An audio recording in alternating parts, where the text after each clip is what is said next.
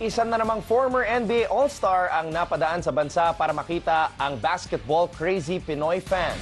Nakausap ni TJ ang two-time NBA All-Star na si Caron Butler na nagkwento ng kanyang humble beginnings hanggang maging isa sa best small forwards sa liga.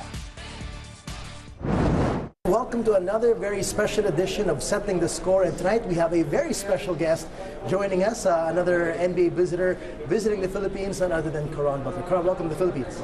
Thanks for having me. Awesome so to have you happy to be here. Well, you have a lot of fans from the multiple teams you've been a part of that they really love to see you, and I want to get to meet you. Let's talk about your career a bit and tell us a bit about how this whole journey was like for you. You know, you came 10th pick overall in the draft, and you went to the Miami Heat right off the bat. Tell us what was that like as a rookie, entering that culture of a Pat Riley system, and of course our kababayan, Eric Spoelstra was as well on that team, right? Yeah, it was amazing. And, you know, from the second I got drafted, you know, to the Miami Heat, you know, from the flight from New York on draft night and headed to Miami, meeting Pat Riley, talking to him, and just becoming a part of that Miami Heat culture.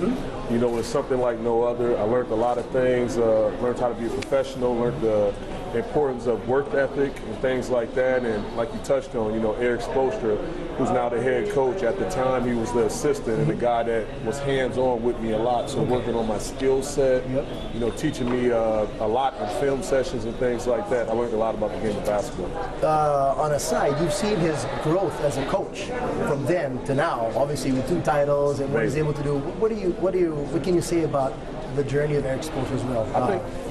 I think you really touched on it, like the growth. You know what I mean? Because he actually had 2 of the biggest stars in all of basketball, and possibly 3 with Chris Bosh being healthy. But the 2 that jumps out at you off the screen is LeBron James and Dwayne Wade.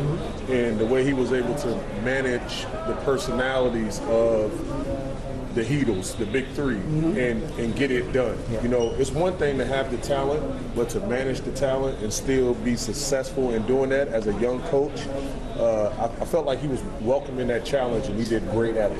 Awesome. Well, after that, a good start for you with your career, I guess, gave you a good foundation. You moved on to the Lakers in a big trade, that Shaq trade. You was a big part of that, for those who might not remember. Okay, what was that like for you in having to transition to a team that was going through turmoil with Kobe and Shaq and all that, and then you were coming into that Lakers squad with, you know, even the head coaching situation was a mix-up as well during that season. What was that challenging transition like for you? Well, 2 things. It taught me about the business of basketball, because when you're young and you're coming into the NBA, you feel like you'll never get traded. You feel like you're going to be a part of that organization forever. Yeah, for sure. And then when I was traded, I just got, that was my introduction into the business side of basketball, but I went to a great city, another great organization, probably the best organization in all of basketball, and, you know, Kobe Bryant was there. So I learned how to be a professional from a preparation standpoint. I learned a lot of that in Miami, but to have someone like Kobe Bryant who was proven, and somebody that just accepted me with open arms, he was my big brother teaching me the game. I wanted to ask you a bit about that too. Not everybody has an opportunity to work with Kobe. You had some significant time with him. What's the best lesson you got from the Black Mamba? I think mentality and consistency. You know, that's exactly what he taught me. Like every night he brought it, you know, no matter what. Whether he was injured, whether he was sick, whether he didn't feel up to it, whatever the case, you know, he never sent those Nikes out without him in them. You know what I mean? Like nice he came, you know, he never, like, he always brought his talent, he always brought his game, and he never cheated the fans out of that experience, the Kobe Bryant experience, the Mamba experience. So, you know, that's why everyone respects him so much, because he always brought it night in and night out. Awesome. Now that I look at it in a big picture, it seems like that was an incubation period for your next chapter, which was probably your best years in Washington, where you had your version of the Big 3 with Gilbert Arenas there, and Antoine Jameson. You had your best years, 2-time All-Star. Talk about how that helped you propel yourself to that next level when you went on to the Wizards. Well, like I said, you know, the cloth and the fabric of, you know, being consistent, playing alongside Kobe Bryant, and then taking that to my next chapter of my career, you know, going to Washington. where I was a huge piece to the puzzle.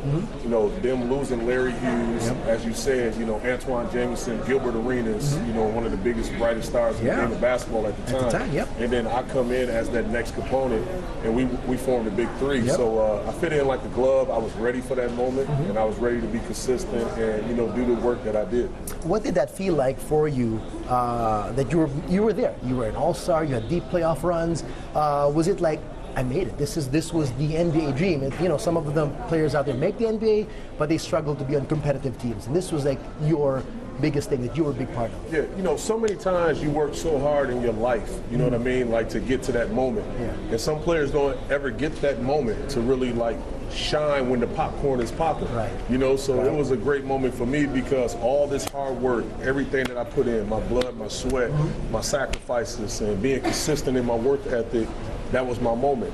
You know, so I capitalized on it, and, you know, I had some of the best moments of my life, you know, in Washington during those years because I was ready. I was prepared for those moments. What did that level of stardom teach you? Looking back on it now, I mean, not everybody's ready for stardom. Right? But what did that teach you, looking back now on those years? I feel like you always have to be humble and obedient to your blessings.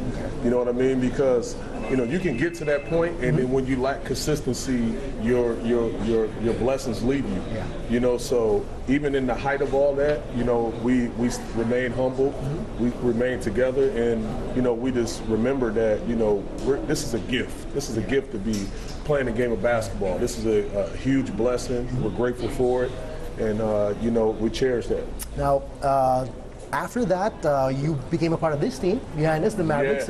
You got a ring. I know you were injured for a significant time, but that was a very special team that you went up against your former team, the Miami Heat. What was that like? What was that title run for the Mavs, and what did you see in that team that made that a special championship team? Well, the first year that we got traded there, it was me, Brendan Haywood, Deshaun Stevenson.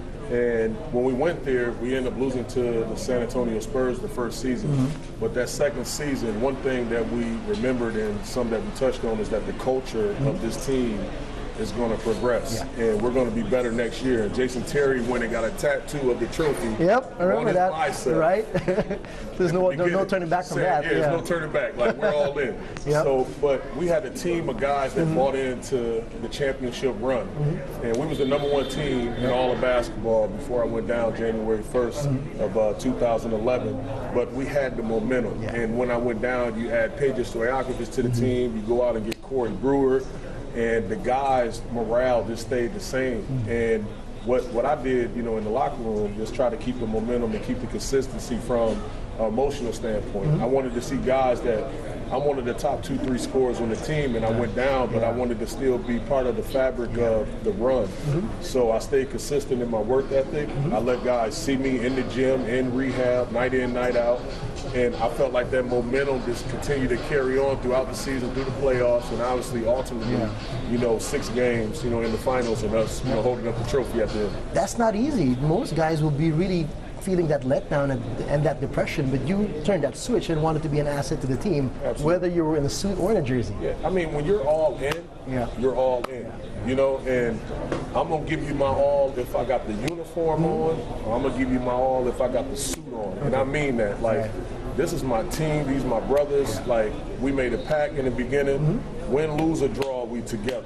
And that's what we stood on. And for life, like, you're part of something that no one can ever take away from you because you bought into something early and you finished the job. So that's a special feeling. Awesome. Now, after your great NBA career, you're carrying that suit to the professional world. We've seen you talking about your next step. You're in school, the Harvard Business School. What is this next move like for Caron Butler, and how we're seeing a new look Caron now in suits all the time? I love the dress, but you know, just doing case studies on some of my favorite subjects. You know, talking about you know, from celebrities, talking about Spotify, talking about how these concepts and these studies come together. And how they introduced to the world and the process of that, you know, and you know, it's just fun being you know, educated and learning more things. And that's what my competitive drive is. Like, I want to continue to, you know, be insightful and learn things. And I look forward to that challenge, you know, of, you know, challenging myself to raise the bar night in and night out to be better, a better version of myself. So I look forward to that. There you go. Well, now you're in the Philippines. You're going to spend some special time with the NBA and the partners here. You must have heard about the Pinoy love for basketball. Yes. Tell us about this and what you're looking forward to seeing from the fans here in Manila. You know, I just want to interact. You know, I'm extremely excited. You know, basketball is something that's, you know, priority number one around here. And, you know, that's a special feeling as you see the turnout that we got right here. So many fans, the media coverage is unbelievable. You're here, like, this is an honor and a privilege, you know, to be on this platform talking to you. So this is something I look forward to doing. And I'm going to get out as much as possible and just be super engaging with the fans and the people here. Well, you, obviously, with all your experiences, you've got so much substance as a human being now. What is the message you want to share to the youth out there, whether they want to go for the goals as a basketball player or be successful in any career? I would have to say be determined, be dedicated, be disciplined, you know, remain consistent in your work ethic. You know, anything can happen. You know, I come from humble beginnings. I didn't have all the necessary things that you needed in life to succeed. You know, if you would have saw me 20 years from now, you know, as a youth, you would have said that kid is not going to make it. He's going to be a statistic. But that was not the case. I remained consistent. I believed in myself. I was obedient to my blessings. And I had faith in my work ethic. And that's, you know, why I'm here on this platform today. So if I can do it, you can do it. Seeing is believing. There you go. Inspiring words from real tough juice himself. Absolutely. Caron, thank you for your time. Enjoy your time in Manila. Thank you. Thank you. For more sports updates, keep watching The Score. And don't forget to subscribe.